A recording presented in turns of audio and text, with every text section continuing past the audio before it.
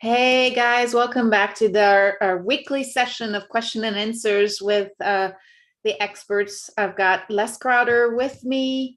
He's got over 50 years of beekeeping experience, and I'm just a master beekeeper with 11 years of experience. And we're here to answer your questions tonight. Where we'll be talking about the cold snap that we had in Texas and what happens in our hives and what we can do after the cold snap to check on our bees and see if they need anything. And we'll take your questions as they come in. Again, we're here to answer those, but we'll always have a leading theme that we weave in and out of the chats to kind of give it us some structure. So if you like this content, don't forget to subscribe to the channel and hit the notification bell to be able to get notification of when we have new content coming in.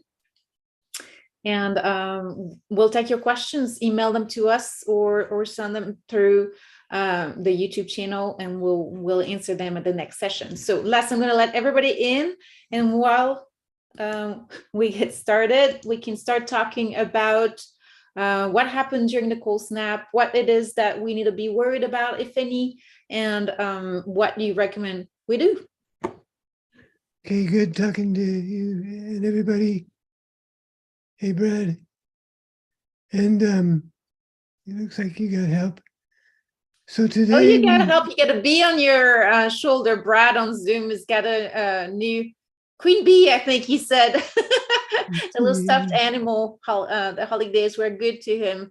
It's good to see you guys, by the way. I don't know if we're going to have a lot of guests tonight because it is in the middle of the holiday season, but we'll do what we always do and chat, right, Les? Right. Some people are probably trying to get back home or whatever. Yes. But this is the time of the year that mostly I like to sit and write and read and maybe get out in the workshop if it's halfway decent and build something for the spring. But there isn't much we can do.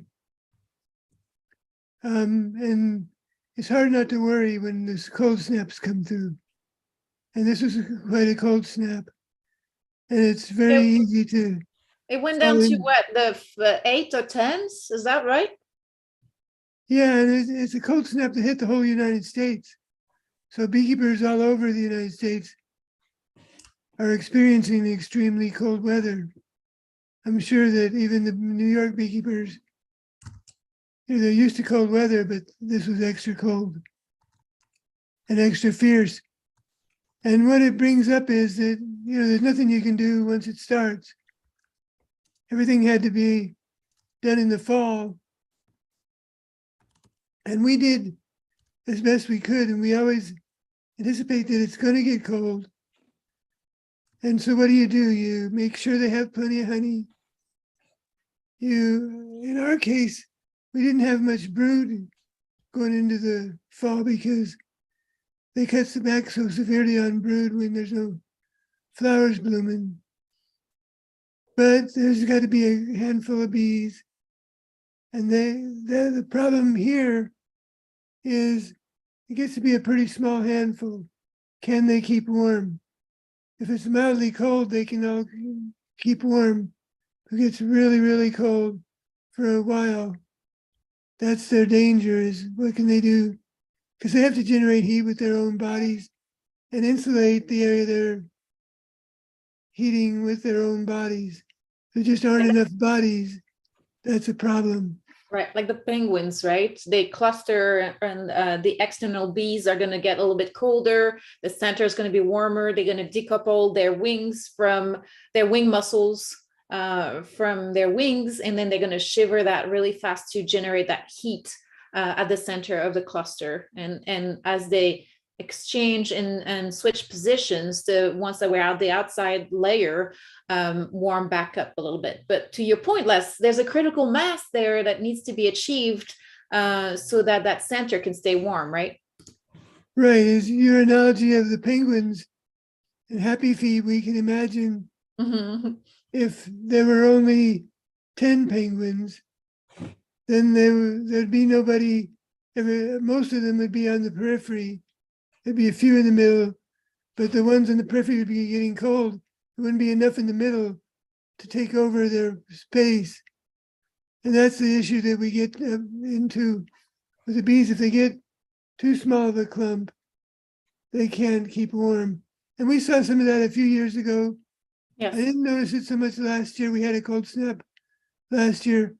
I'm not terribly worried this year because, yeah, it was cold, but it was quick.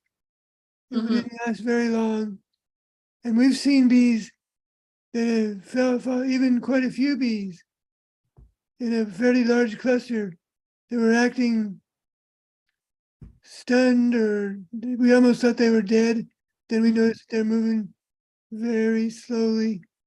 And then as they warmed up, they got back to normal. And So I even saw bees that today got up to 60 in Texas, believe it or not. So that was a nice warm back up. But I saw bees that were flying around that fell into the pool, and that water is really, really cold right now. And I pulled them out. They looked like they were dead, like you said. And I started blowing on them to dry them off. I pulled out probably like 20 out of the pool. And initially they were not really moving. And then they started kind of getting back on their feet, flapping their wings. And I put them in a warm, sunny spot. And a little bit after that, they were able to fly away. So they looked completely dead in the pool. And for the first, 30 seconds. So that lethargy is very interesting, right? yeah, you see them just, if they're trying to move their leg and they just move it so slowly. I can empathize. I have an arm that doesn't work quite the way it used to, my right arm, and I go to reach or try to write, and it's very slow. It's like it's on a delay. And, it's for them, it's enzymes. Their enzymes don't work at the temperature their body's at. So they just can't move. The muscle fibers just don't work. And then as they get warmer, and they can generate a little bit of heat in their body, they're cold-blooded, but as individual bees, we call the colony a warm-blooded creature because it maintains a body temperature. But the individual bees are obviously cold-blooded. They can generate a little bit of heat with their wing muscles, but not enough to keep them warm if they're out in really cold weather or get wet. Yeah, and they slow way down. But if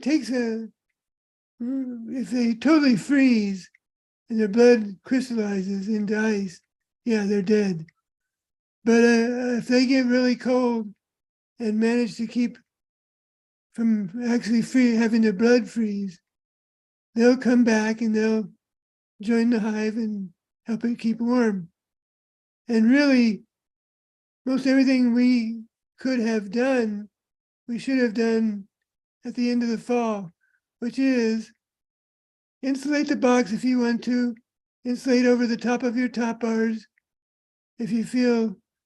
But I'll tell you, I've had hives in New Mexico that I got caught. It was snow. I couldn't get to them. And they went down to 27 below zero. And they were in 1-inch wood top bar hives with 1-inch top bars, I mean. And I thought, oh, those bees are goners. There's no way they made it. And I finally got up to them and knocked on the door and listened, and I could hear bzzz. I knocked on the next door, and almost every one of them made it. And so they're pretty good. Now we have bees from all over, and some of our bees are better at winter than others. Our bees, with the tropical bent in them from the African genes, are not super good at winter. And that's, Natalie, you're on mute. Oh, that's why you couldn't hear me. I said that's why they're not a good candidate to northern climate for local survivor stock. Again, you have to kind of pick what's coming out of your area for them to have the highest chances of survival for the weather around you, right? Right, and so the really cold weather bees like Carniolans or Caucasians, not so much the Italians because they're kind of moderate climate bees also. But the darker bees are really good at forming a big cluster. They're much less inclined to swarm for the same reason. Because if you live in a temperate climate, you need a lot of honey to get through the winter. So if you just see a little bit of honey flow come in, you don't think, oh, let's go ahead and swarm. You wait till it's a nice big honey flow, and both hives can get plenty of honey to make it through next winter. So the tropical nature of our bees increases their chances of swarming and absconding, and that makes them less winter hardy. Yeah. By the way, I want to welcome our friends also on the YouTube channel with Monty from Suburban Southbuster. Thank you for joining us very faithfully every week, even during the holidays. We appreciate you. Same with you, James, here in Texas. So Monty is in Missouri, I think you are. And then he had -6 Fahrenheit as his lowest for the blast in St. Louis. Yes. With wind chills at -25. Now, Les, I've heard that wind chill is not so much the problem if you have a colony that's in a box, because it's the draft that will kill them if they're exposed. So the exposure, but if they're in a box, that wind chill doesn't really matter, right? Right, but that sort of depends on the box a bit. Mm-hmm. So you hope you have a fairly tight box, a very small entrance, don't have cross ventilation. You don't want an upper entrance this time of the year at all. You want one small entrance. And this is where it's maybe good at the bottom, so the heat rises and gets captured at the top. And I also believe this is where horizontal hives have a superior heat capacity, because the bees are never far from the top. Right. They just move along the top, basically. So they're in the warmest area. There's no cold honey above them for condensation to collect on from their breath, drip back down on them and get moldy. There's the heat doesn't rise above them; it stays with them.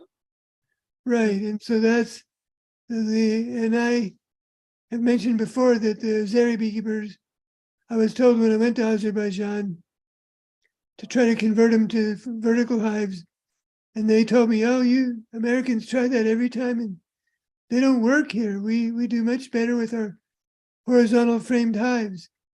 And I could see later how that's totally true. And but you do not want cross ventilation. And then, having a 2-inch lumber box is going to be a little better. I feel more secure. Makes me feel warmer when I look at my bees. I see them in 2 inches of wood instead of in 1 inch of wood. Yeah, it makes me so feel that's better. That's some, not much you can do about that with the Langstroth hives, because you're not going to make your own. Right. Well, But with the Tupper hives, and we've made little mini nukes to get 5 frames through the winter, right. and 2-inch wood, as Natalie's mentioned. Yeah, the thick nukes that can be used both in the winter and in the summer, because they provide thermal mass. They're thicker, and they're also smaller quarters, which really helps with the smaller colonies because it allows them to be more efficient and not expend so much resources. By the way, I wanted to tell James on YouTube that I was sorry about his late season swarm that didn't make it, and winter can be a great equalizer, and late season swarms are notoriously kind of kamikazes, and they're not really meant to be surviving unless they're really extremely lucky. Now, if we give them equipment, we increase their chances, but if they're particularly small, it's going to be hard for them to make it through cold snaps like these. I've seen a lot of better results though in those thick nukes that we're talking about, where that thermal mass allows them better survival, right, Les? Right, and that thermal mass, as you point out, that helps them in the summer as well, because they get it cool and they keep it cool more easily. And in the winter, they keep it warm, get it warm and keep it warm more easily. As far as those late swarms, we used to get them in New Mexico. They come in as late as October, and they'd often be the size of a baseball or maybe as big as a softball. And I got to where I didn't even bother picking them up because I could never get them to survive. My feeling is that sometimes bees have raised a new queen, they've requeened themselves, they've sent the queen, instead of balling the old queen, they sent her off with a swarm. She wasn't attractive enough to attract much bees to the swarm, but Procedures, right? yeah, it's just a procedure. And the queen left with a small swarm, but yeah, it's a kamikaze swarm. It really had no chance of survival on its own. And when we catch them, we're not helping all that much. Often they wind up being old queens with very spotty patterns, and it really doesn't do you much good to try to collect them. Well, I mean, and you can always try and see what works, but it's probably not going to be the best colony in the spring anyway. What's your say, Les, that you swarm in June, a swarm in May is worth, do you That's remember? an old British beekeeper's expression. A swarm in May is worth a load of hay. A swarm in June is worth a silver spoon. A swarm in July ain't worth a fly. And that reflects probably more of the climate of England, where a swarm in May, you had a good chance of that's going to make it and be strong and make some honey. And so they said it was worth a load of hay. Swarm in June is worth a silver spoon. Well, that's still worth something. It's likely to survive, but a swarm in July isn't worth a fly. Now here in Texas, we might try that, but we've got August, which is harsh on our bees here, not because of any cold, but because it's hot and dry and there's no flowers. It's almost worse for our bees. This year was catastrophic, actually, with the extended dearth and the lack of forage for a very long time and no water. Right, yeah. That was a rough summer for our bees. And a lot of them had made quite a bit of honey. Well, they don't need much honey, but they contracted so much that the wax moths and the hive beetles were able to eat quite a bit of that honey. And we'd have been better off having just harvested it because it just grew wax moths. Now, most of the bees came through it, even though they contracted, they defended a certain small set of combs, but that's all they should have had. We would have been fine to have harvested that honey. But we're still thinking like winter dearth, because in the winter, any honey that they abandon, the wax moths can't eat it because it's too cold. Right. The wax moths are just as affected or more affected by the cold than the bees because the wax moths don't have wing muscles to shiver. And then no cluster. The larvae are completely undone by the cold weather. Like wasps. Yeah. Because they don't cluster, right? By the way, Monty on YouTube says, with the cold and gusts up to 50 miles per hour, even with my insulated hives, he's got layence hives, horizontal layence hives, and entrances size small. I was still nervous about drafts, possibly unnecessarily, I hope. His personal mantra when it comes to interference by the beekeeper is, who does this for the bees in the trees, right? But that doesn't keep him from worrying like a mother sometimes. And I think we're all there. We all worry about our bees. We're all kind of like panicking at the thought of these cold snaps. But really, when they're in cavities or in well-insulated hives, especially in the horizontal style, in your case, and Brad's got the same, he's got a lot of layons.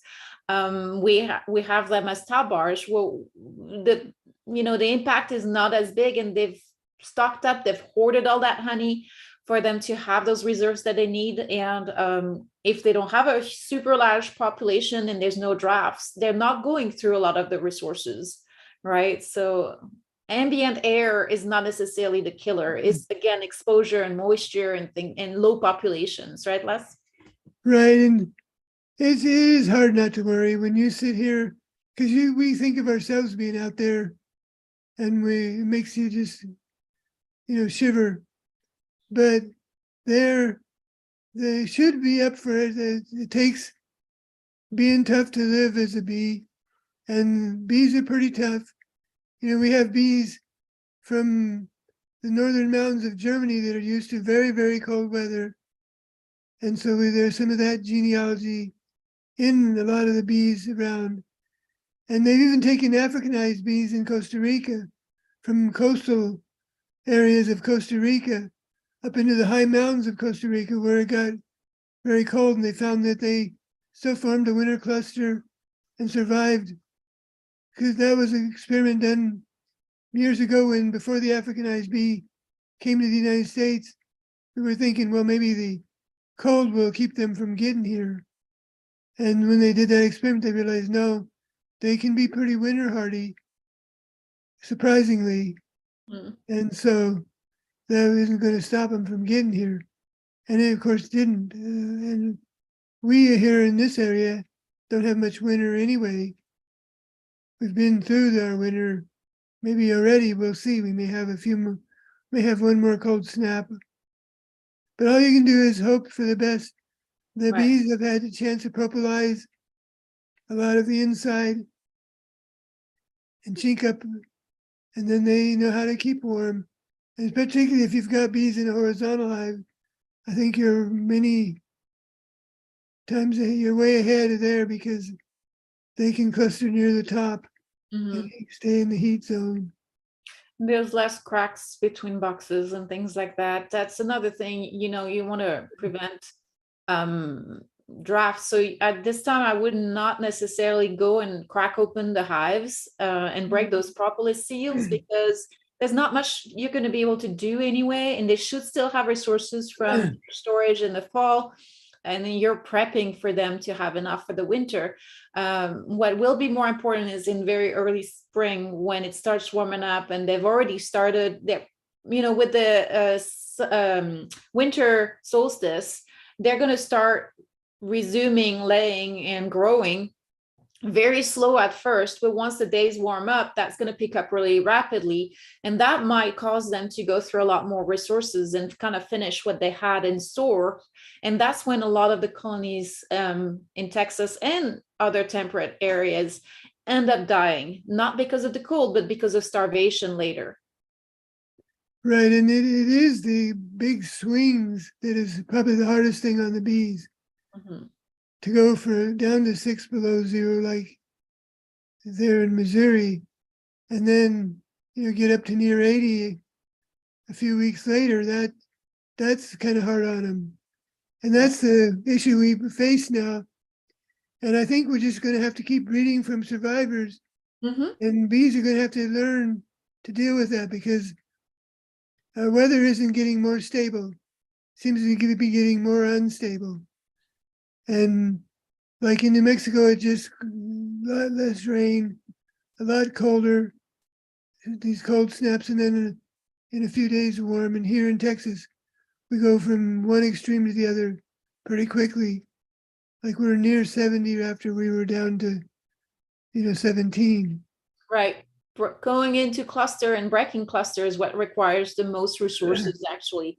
Now, once they've reached that clustering, there's not much resources that they're really using. And so that's kind of important to not have those sharp swings. So swings, that are slow and gentle are not as bad as the ones that are happening, like the ones we had going down from, I think it was like 60 or 70 down to minus 215 Fahrenheit in just 20 minutes. I think it was last week. It was like that explosive cold front that came through.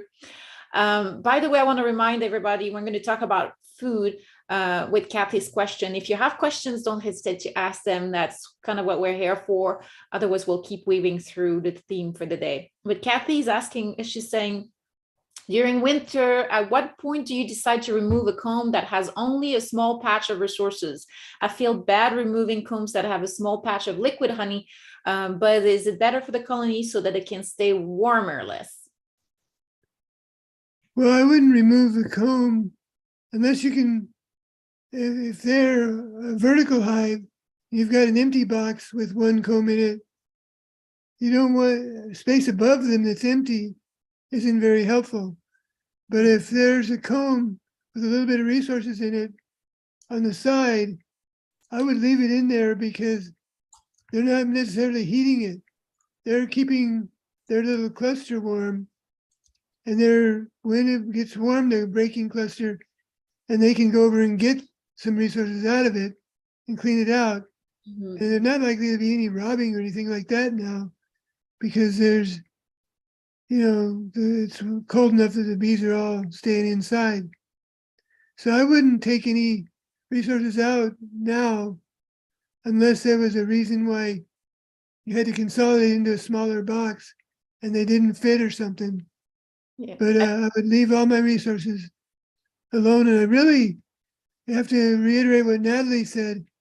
Right now, well, until it gets noticeably warmer and we see some bloom, don't even bother opening it, Right. because there isn't much you can do for them anyway.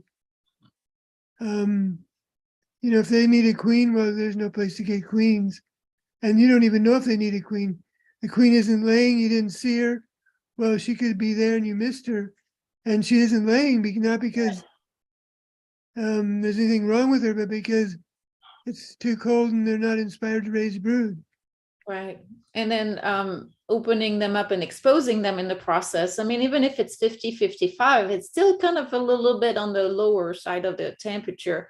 And then the other thing is those colonies that are small, you might give them a chance. What are you gaining by combining? And you should have done that before anyway. But combining them with another colony, you're really eliminating one line of genetics that might have pulled through on a small population and go gangbusters in the spring. That might have been, that's something that bees are kind of notorious to do, actually.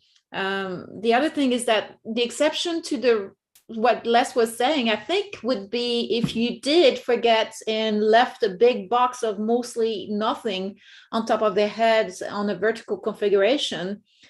And they've already gone through probably the worst, but that empty space above their head is very energetically demanding on them, because now they've got that space above their head that's with the convection, the heat rising is basically sucking out their energy. You don't want to go into winter doing that. And if you think you have colonies that have a box that's mostly empty, I might consider pulling that above that upper box and just kind of consolidating down.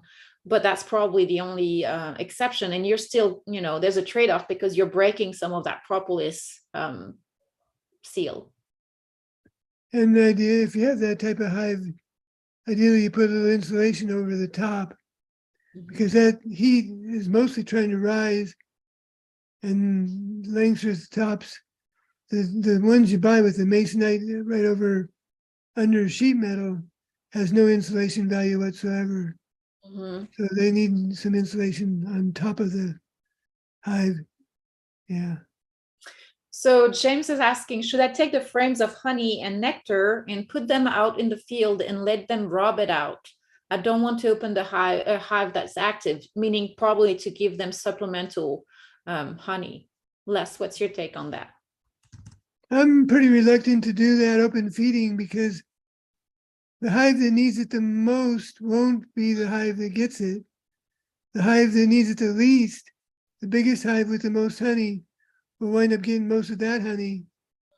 And then other creatures get involved, although this time of the year there are going to be a lot of wasps or hornets or whatever, but there may be, if it's warm enough for the bees, there may be warm enough for some of them. And then you might wind up with mice overnight, chewing on it and stuff. So I'd keep my honey. If you have honey, I'd keep it for a day that it gets up towards 60 and you see the bees flying. And then you can tell, go ahead and look in there. And if you see, they're really close to starvation, give them a comb of honey if you've got some stored up somewhere. But the open feeding doesn't really make a lot of sense to me anymore. I've done it in the past, or I've set out beeswax that was full of honey, and let the bees kind of rob it out. And it produced such a swirling maelstrom of robbing bees and wasps and hornets. And exchanges of pests and diseases. Yeah. And loss of life, to be honest. Yeah, a lot of bees died. And then I realized that the beehives that were the heaviest were flying the most at that time, had the most bees, and were getting up most of the honey and winning that competition. And the beehives that were very light didn't have the bees to go get it very much and to fight with the other bees. So they pretty much left it. So the very bees you're trying to feed don't get it. So I'd save my combs for the bees that need it later. You might be able to use it in the hive when the weather gets warmer and they start running out of resources, by the way. The other aspect of those smaller colonies sending foragers to kind of try to get some of those resources that are out for open feeding is the proportion of foragers that they're going to lose to the battle is going to be much higher for them than it is for a larger colony, meaning it's going to be more damaging to a small colony to send and lose resources than it is to a larger colony. So you might actually potentially cause more harm than good. Right. So I have tried open feeding in the past, and it has its purpose. Remember one time I took bees to California to an organic orchard, almond orchard, and they didn't make very much honey because normally they make quite a bit of almond honey, which, by the way, I don't know if anybody's ever tasted almond honey, but it tastes terrible. It is really, really nauseatingly bitter, let's put it that way. But when I came back, they were hungry. So I set up a barrel of, I had bought a barrel of honey from a friend of mine, a 700-pound, 55-gallon drum. And I put a bunch of sticks in it and left it in the bee yard with almost 100 beehives. And I came back in 3 days and it was clean as a whistle.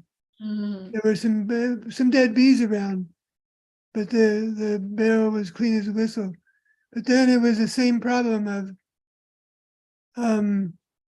so the big hives got most of it, the little hives didn't get hardly any of it.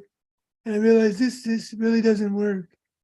I could have been better off figuring out how to feed the individual hives, and I would have only had to feed the weak hives. The strong hives had enough honey to get by.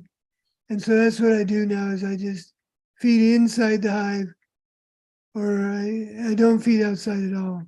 Mm-hmm. No, I like that advice. By the way, Brad's asking, what do you do with poor tasting honey? Yeah, that's a good question. I had some honey in New Mexico that was from burro brush, and it smelled like it had this kind of an old urine kind of scent to it. And most people wouldn't even taste it. They'd smell it and say, no, I'm not going to taste that. And I didn't blame them. And I found that there was a few people that liked it, but I couldn't, like two different women thought that very honey tasted like honeysuckle. Mm. They loved it. So I said, okay, how much do you want? Because I got plenty. But I wind up feeding it to the bees. The bees don't seem to mind. They seem to like it. Maybe that bitterness is something, got something in it. Who knows? It could be good for them or something. But My, that's my understanding is that the more bitter the honey, the more mineral content and the higher potentially the medicinal properties of that honey. At least that's kind of what I remember from the presentation from Dr. Osterk in our apprenticeship. And so that's something to kind of keep in mind, like chestnut honey and buckwheat honey, things like that. Yeah. And now buckwheat is strong. It has some bitterness to it, but it's got some, it's like if you like dark beer, you Mm-hmm. might get along with buckwheat honey just fine. But almond honey, most people, when they taste it, they get this nauseous, it does something, something is in it. It would be very interesting to get Dr. Osdorf some almond honey and see what he finds in it, because there's something in it that's exceptional and not, it makes it really hard to eat. Mm. And then that burro brush, I'm not sure when I'd ever see that again. I have to be in the hills of New Mexico in the fall. And I don't know if it's very, very inconsistent. Many years went by that I didn't make it. And a couple of years I did make a little bit of it. And so I don't know how you'd ever get enough of that to get it tested, but there are some honeys that are really hard to eat. So if you are ever interested in that kind of things and honey, sensory testing and like a sommelier kind of a thing, Marina Marchesi, she's holding in the United States basically a virtual training class in a honey sensory / sommelier, which like you go to Napa Valley, you go to wineries, you learn to become an enologue, which is, understanding the various tastes and smells and notes in wines. You can do the same thing with honeys. And so that class is super interesting. It's a 3-day class. And she sends a kit. You have to get the kit with several little cups of things that smell different. So she trains your nose. She explains, the wheel of the different tastes and various notes that you can find, some of which are, like you were mentioning earlier, animals / cat urine / hay, barn, things like that for the stronger honeys. And then you kind of adventure into the testing of, I think it's like 5 different honeys. And then there's a blind study of 3 of them at the end that she's trying to see if you've kind of assimilated the training. And it was a very fun class. So if you're interested in that thing, in that kind of a thing, I highly, highly recommend it. It was really fun. And I discovered that I had buckwheat honey here in Texas that was coming from a local provider that purchases it and resells it. And that one was super strong, didn't really taste any good. But the one that was in the test kit was very complex, very good. And like you said, like very aged whiskey or wine or something that was very, very complex. And I really, really enjoyed it. So even though it did have some of those stronger smells, but it was complex and that was fascinating to me to be able to taste all those things. So highly recommend it. Kathy said, that was a great question, by the way. Thank you, Brad. Kathy said, yes, she had tabar hives and she thought with tabars, it was better to remove almost all empty combs. She has a 2-inch divider in this hive since she's collected this colony in September. So she's confined it in a smaller space on thick wood. And then she had a little bit of comb with, a comb with a little bit of honey that she was wondering about removing. I think it doesn't make much of a difference, right? No, I would leave it because if anything, it breaks. I wouldn't worry about taking extra empty comb out because that may even break any draft that might occur. And it just serves as another slight layer of insulation. Doesn't hurt anything. Mm-hmm. They're not trying to patrol it or keep wax moths out of it this time of the year. The wax moths are worse off than the bees in the cold. So, and the same for the hive beetle. They can't stand the cold. So you don't have to worry about them. So I would leave that any comb, particularly if it has any resources in it whatsoever, definitely leave it. And there's nothing wrong with leaving them in some empty comb now, which they're going to eventually start building back into. And it might as well be there as stored in your refrigerator or whatever, or your freezer. And then let them start building back into it. And then, it won't be that long before we're looking back on this and saying, well, that was cold, but here we are in spring. The days are already getting longer. The bees have already noticed. Not much longer, but it is an improvement. And so time was going to go by, and pretty soon we're going to get dandelions blooming again, and then different flowers are going to come up, and we're going to start building up a little bit. And then they have that comb in there to go ahead and clean it a little bit and put honey in or lay eggs in or whatever they're going to do. Yeah, and by the way, that empty comb, especially if it's worker-sized comb, can be used very quickly for laying the new generations that are going to replace those winter bees. So it might actually not be a bad thing to leave it there for that as well. I want to say hi to George from Iowa Lions Beekeeping, who's joining us on YouTube as well. He says, oh man, I keep missing the start. So that's why you need to get subscribed and hit that notification bell. But have no fear. You can always watch the replay for the beginning if you've missed it. So we're just happy you're here. And by the way, I'm identifying a pattern here. We've got a lot of Lions beekeepers that are joining us for this weekly chat. So we've got Brad, we've got Monty, we've got George. I'm sure there's others that are interested in that as well, because it is horizontal beekeeping. So a lot of what we discuss applies across all styles of horizontal hives. So I'm glad that you're here. James says he's on the, Monty was saying good considerations about the open air, having them clean up comb. When he harvests honey with an extractor, he has set the wet frames out to be rubbed, and he now thinks he could put them in the weaker hives, but might want to spawn, but he's concerned it might spawn robbing of those hives, right? So to that point, Les, I personally would say just put them up at night before as the bees are roosting, and they're not going to be sending those foragers to rob other hives, and maybe those colonies will have time to clean up those frames overnight. What's your take on that, Les? Are you concerned about robbing, or do you have any? Yeah, robbing. Our bees get to robbing fiercely when they don't have any honey. When they're making honey, they don't care. You can move honey around and spill honey, and they ignore it. But when they're not making any honey, they can get fierce about robbing, and it's no fun whatsoever for anybody, the robbers, the robbees, or the beekeeper. And so, yeah, do it late in the evening. Make sure that it's pretty well sealed, that you don't leave cracks, or if you're in a laying hive, you're putting comb in there, put it in and close it up and get done. And even when I'm harvesting, like I tend to hold the top bar, take my hive tool and cut the comb right off the top bar. Try to make sure I don't spill honey on the outside of the bucket, or I have to get it on my hive tool. There's no avoiding that. You avoid the then hive. I try to clean the hive tool off as much as I can, because that they just start robbing, and it doesn't take them long.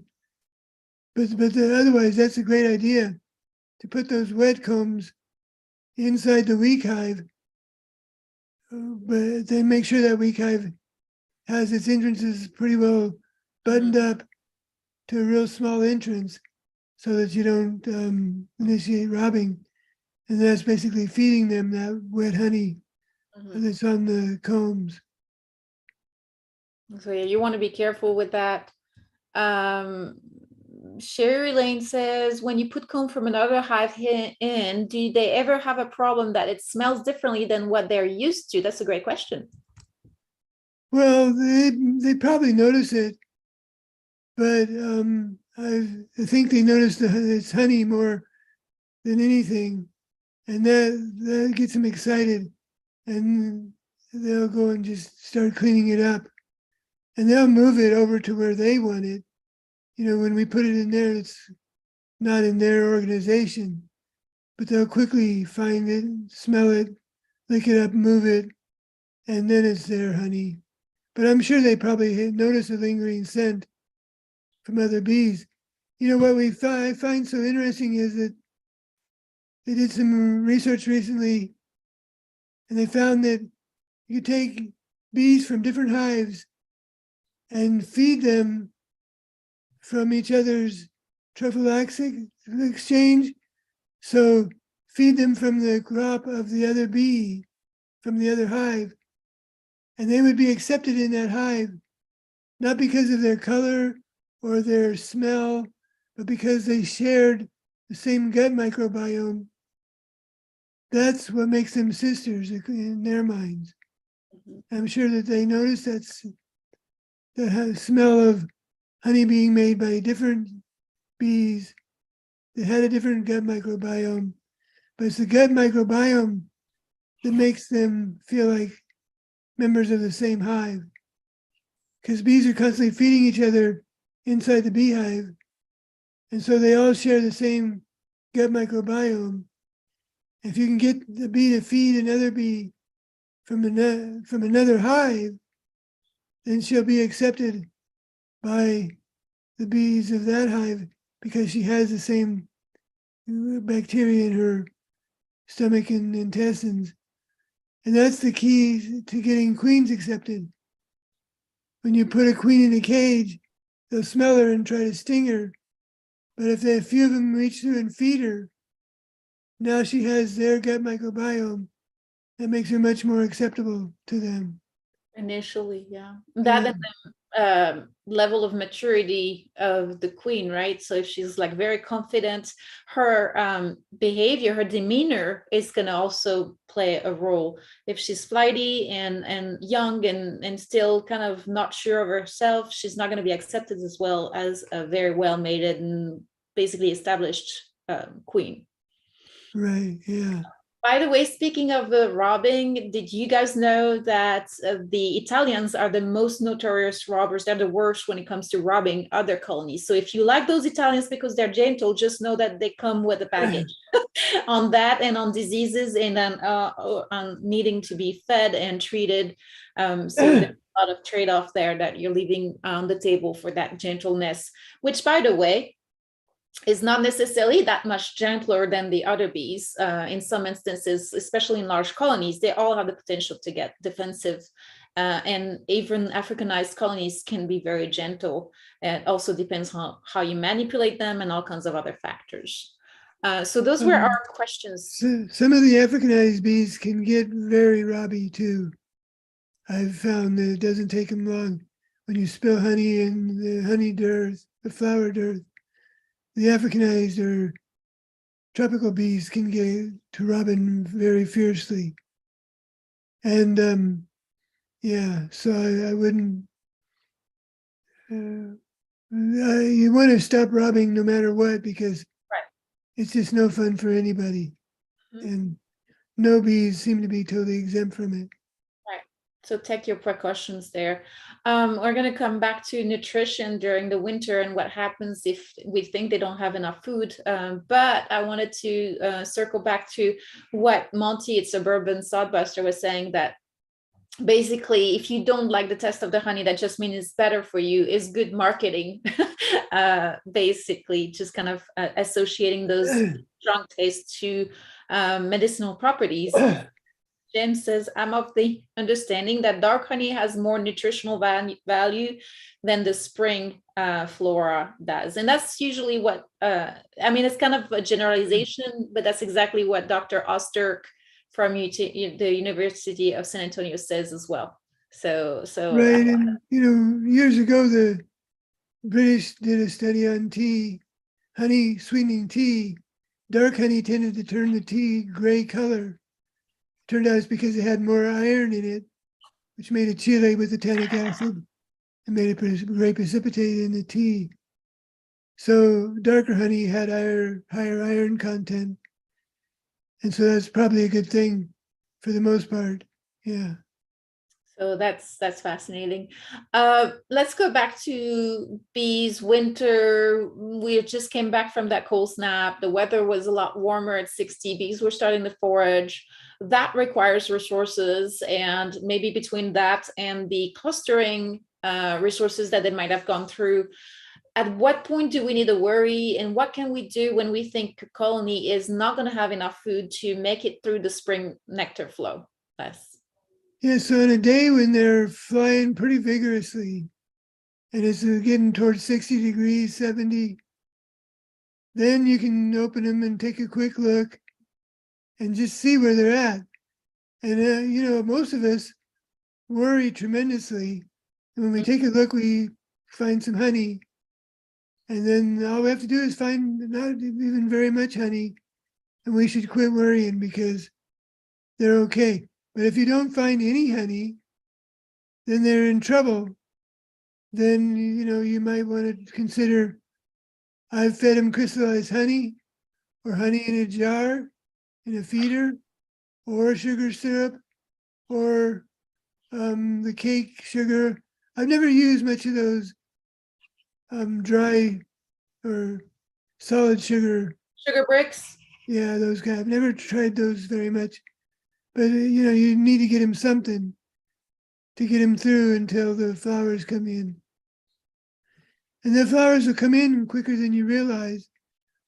But at first, that's almost they don't get enough out of the flowers to necessarily even pay for the foraging. And then at some point, the flowers start to pay off, and then they can start building up a little bit. But for the most part, if you left them enough honey, I think they'll mostly surprise us. We open it up and we say, well, they still got honey, still got capped honey, and maybe even a little bit of open honey, and they're fine. It's mostly our tendency to worry.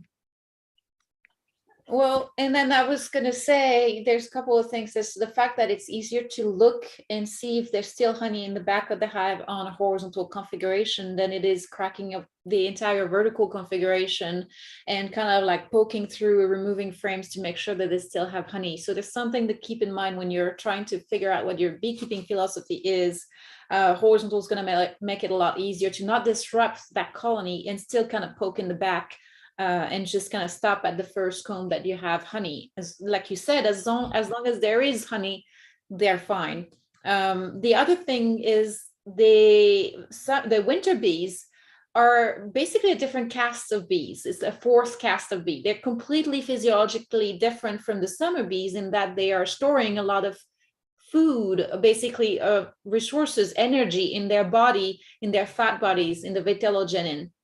So that's the additional reserve of resources of energy that they have on top of the honey that allows them to, even if there's no honey whatsoever, they have a certain margin that they can go through by just using the resources they have in their own bodies. So that's something to consider as well. Of course, if there's nothing left, you're on basically empty, like with your car, right? You want to pretty much head out to the gas station as fast as you can, and just in this case, potentially provide them with some food.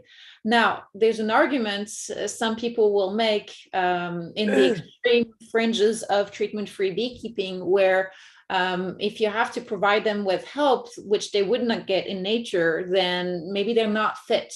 They don't have the level of fitness required to make it through the next season. But we're all humans, and we are keeping those bees as, in a way, a little bit like livestock. They're not really livestock. For economic reasons, they are, but in the grand scheme of things, they're not. They're only semi-domesticated. They can leave whenever they want to. And it's hard to corral them into anything. Excuse me. So from that standpoint, providing them with feeding, if we don't want to lose them, if we want to take care of them and just kind of make sure they've got the supplements they need to make it through the nectar flow. Now, there's a danger to feeding certain things in certain quantities at certain times. For example, if you're feeding any kind of pollen supplements, especially if you're mixing it with sugar syrup and something they're gonna want to look for carb-wise, you're kind of force feeding them that pollen, that protein. A lot of those are not even real pollen. They might have toxic, impact on the colony. But also one of the most common side effects of feeding them pollen substitutes or supplements at this time of the year to kind of get the goal is to get them jump started on their brood rearing.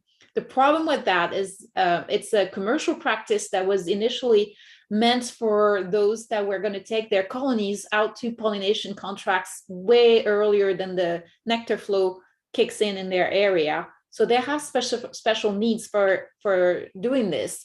But in addition, now if you do that at this time in your backyard, you're kind of like pushing them to rear brood, which can have really negative consequences if there's a cold snap coming. So those additional mouths first are going to go through a lot more resources. So if you're going to do that, you're going to have to keep feeding more and more. And then in addition, you have now a very fragile, susceptible population in the colony, which is going to exhaust their resources when they try to keep it warm. When a cold snap comes through, it's hard to cluster with a bunch of brood, right? You have to keep those temperatures at 95 plus Fahrenheit instead of what they can get by on 55, 60 Fahrenheit. So it's going to be a lot more resource intensive, and that can lead to starvation, the colony dying from basically starvation and trying to save that brood, a lot of that brood to get chilled. And if none of that happens, or not in large consequences, you can end up having colonies that are so big and populous before the beginning of the season that they might swarm on you. Again, I mentioned they'll take that old queen that's mated, old from the previous season at least, and they will leave behind the queen cells, and those virgin queens will have nobody to mate with, or very few drones. They will not be very well mated. So you can actually negatively impact your colony by feeding any kind of pollen supplement or substitutes. So just keep that in mind. The other thing I wanted to mention is that if you start feeding them sugar syrup, which we would say if the weather's still cold, you don't want to introduce too much moisture. But if you do start at some point feeding them that for emergency purposes, then you're going to have to keep doing it every week. And 3-to-1, 2-to-1, 3-to-1, the thicker the syrup, the better, obviously. But you're going to have to keep doing it, because they're going to start relying on it to start expanding.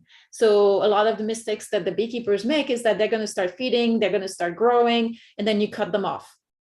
And if the nectar flow is not there, you're really leaving them hanging, and you can actually kill your colony again that way. So what's your take on when to feed, and a little bit more on that, Les, the pollen supplement? Yeah, in all my years, I have never fed pollen substitute or pollen. I've always depended on the bees to have stored enough. They don't need very much until they're raising brood, and I don't want to encourage them to raise brood until the flowers are there. That's between the bees and the flowers. It's not between me and the bees. Now, I have fed honey or sugar syrup on occasion when I came to hive that I'm afraid, but if I don't feed them, by next week they'll probably mostly be dead. And I felt bad, and I've fed them some honey or sugar syrup. And the drier the better this time of the year, because you don't want to imitate nectar. You don't want to give them moisture that they have to, come out in condensation in their breath. And they don't want to ripen it, because these bees are winter bees. They're not very good at any of that anyway. So just give them something that they can pretty much eat and feed right to themselves, and if they have any larvae. But you don't want to encourage brood building more than the flowers. Really, bees and flowers should be in a dance together. That's the most intimate and important dance. And as beekeepers, we shouldn't interfere with that very much. When we interfere with that, then we start breeding bees that depend on that interference. And then we kind of divorce them from the flowers, and we become the suppliers of all their needs. And that's what happens with pollination bees to a certain extent, because that's, you need a bunch of bees with 8 combs of brood in February, because that's when the almonds bloom. And so you got to build them up way before nature would build them up, for the most part, unless you find them in a far southern place where they build up in January to 8 combs of brood. But that's pretty rare. So, yeah, I don't feed pollen substitute at all. I have never fed it, really. I've seen people do it, but I've also seen people feed bees Crisco and sugar. Yeah, all kinds of junk. All kinds of stuff that was in somebody's mind. And the bees ate it, or they had to. They had no choice. They chewed through it, got it out of the hive at any rate. But that doesn't mean it was good for them. Yeah. Right. And that's what I see a lot of is beekeepers that say, well, I do it this way and my bees made it through. It doesn't mean that it's good for them, and they wouldn't have been better off without doing it that way. It's true for the upper ventilation as well. A lot of the advice out there is to create an upper ventilation. And I think initially it was meant for the northern beekeepers that had a lot of snow, so that the bees could actually get out when their hives were snowed in. as well as the condensation potentially in the vertical hives without a top insulation. But there's a article in the American Bee Journal, and just a lot of common sense also dictates that convection, that air that's getting out, the warm air escapes at the top, right? So, and then they're getting the cool, it sucks in the cool air at the bottom. So it's really counterproductive. You don't want any ventilation at the top or any kind of cross ventilation in the winter. Brad says early brood building is my biggest concern with feeding anything. Yeah, in general, actually, it's true for summer as well, by the way, to a certain extent for different reasons. But Sherry says, I think I missed part of what you were saying. Did you say earlier that granulated sugar in the winter is a good option? So by the way, granulated sugar can also be taken out of the hive as trash. You know, it doesn't mean because it disappears that the bees are taking it, because it's dry sugar. It's hard. It's not bee food. That's not what they usually eat. So Les, what's your take on granulated sugar? I've never just poured white granulated sugar in the hive and expected them to eat it. I've mostly made a very heavy syrup. And now if you bake it into those bricks, I'm sure there's some water in it and it breaks it down a little bit. So it's not just dry crystals. I don't know how they would need a little bit of water in it to help them be able to absorb it, drink it, and because they basically have to drink it. They're gonna have to bring water to it. They don't chew anything. Yeah, they don't don't suck on crystals of sugar. No, and they don't have teeth. They have mandibles, but that's just for, so I would make either heavy syrup or, you know, you could look into these recipes for these sugar bricks and that kind of stuff. It's basically 11 parts of sugar and 1 part of water, and just kind of like mix it until like a very thick sand that you compact and maybe dry it out a little bit. But I think that most of that, and also the so it would work in a horizontal configuration on each side of the brood's nests, because then the humidity, the vapor, would actually soften up the brick and allow them to lick it off of the brick. But it's mostly for vertical configurations where you can put that brick or that granulated sugar on the top, and the vapors from the breath of the cluster will basically dilute it or put it into a slurry that's actually absorbable. The benefit on a vertical configuration of a sugar brick is that it absorbs that moisture that some beekeepers are worried about. But if you have a vertical hive and you tilt it forward slightly, that condensation, if any, because you didn't have like insulation or something on top, if you have insulation, it doesn't really matter because that's not going to create condensation. But if you don't, and you're worried about the condensation, if you tilt it forward, it's going to bead off the ceiling and then down the front wall and out the entrance. So there's not really much any reason to do anything about moisture in the hive if you have it configured properly. So yeah, but I wouldn't feed them just pour the white sugar in there.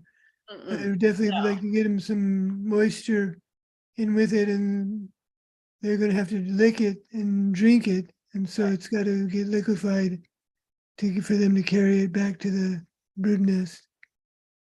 So Brad says his honey was at 17% moisture and he was planning on feeding some of it back in the late February. Yeah, if you have extra resources in honey, or even potentially let fall nectar that's maybe dehydrated enough, that's not a bad thing. You can put it on the outer edges of the colony and they'll find it when they can break cluster there. And by the way, you might end up with some honey left over in the spring when the weather is warm again and the colony is expanding and you have the beginning of the nectar flow. So that's going to be another issue, right? We're going to have to kind of potentially pull some of that potentially crystallized honey or that old honey. What's your take on that? Well, if all goes well, we can use it to make divides. Because the wax moths are going to be pretty slow, unless there's quite a bit of it, then yeah, it might be good to pull it and freeze it or something. But for the most part, I try to leave some honey. Sometimes I've had to switch it. So if you've got a horizontal hive, and let's say the entrance is on this end by my little finger, and there's honey, solid honey, by my thumb, then as the bees want to expand, they can expand into the front of the hive, but they can't get through that comb of solid honey. They're not going to put some brood on both sides of it too easily. They want to keep the brood all together.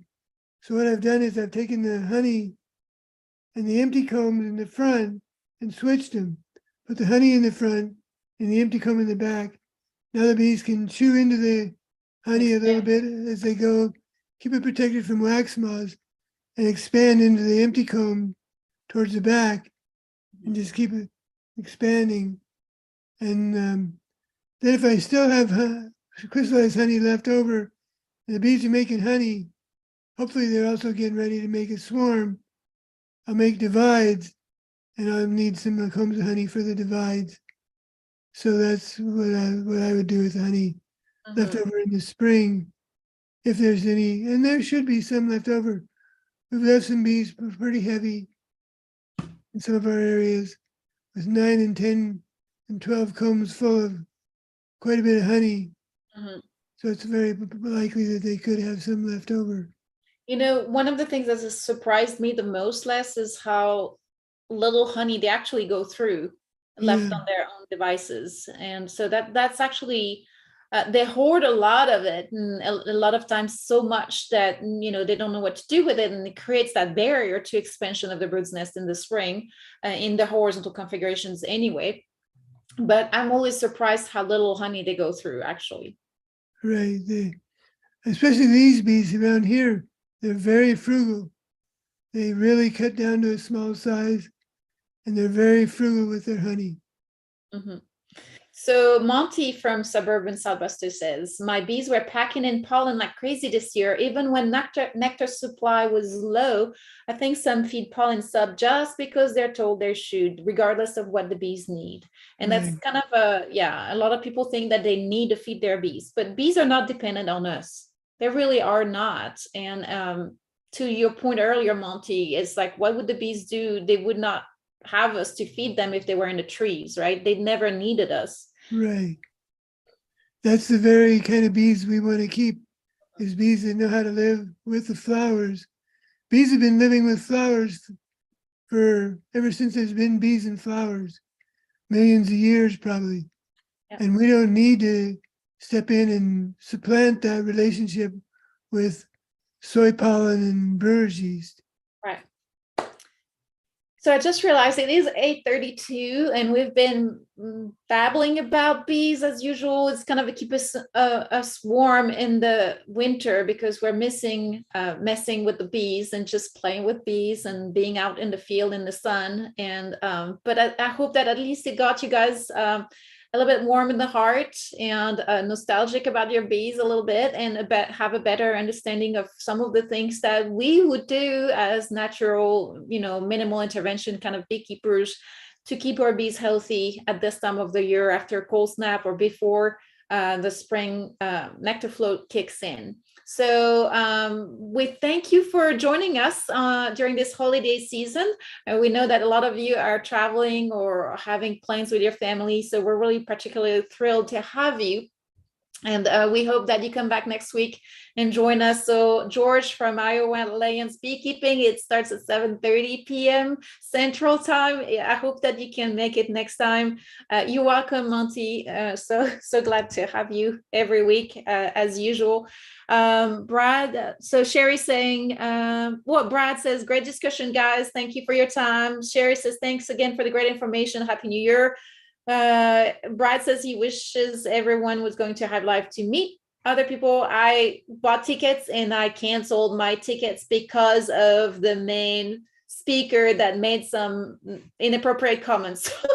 I'm just not going. I'm boycotting it. Sorry, I'm not going to be there, guys. But anyway, with that, Les, I wanted to thank you specifically for taking the time away from your family and just sharing your expertise with us. And thanks everyone for your questions. You guys have a great rest of your holiday season, and we'll talk to you next week. Thank you, Les. Thank you, Natalie. Thank you, everybody. We'll see y'all next week and have a good week. Bye-bye. Thanks. Bye, guys.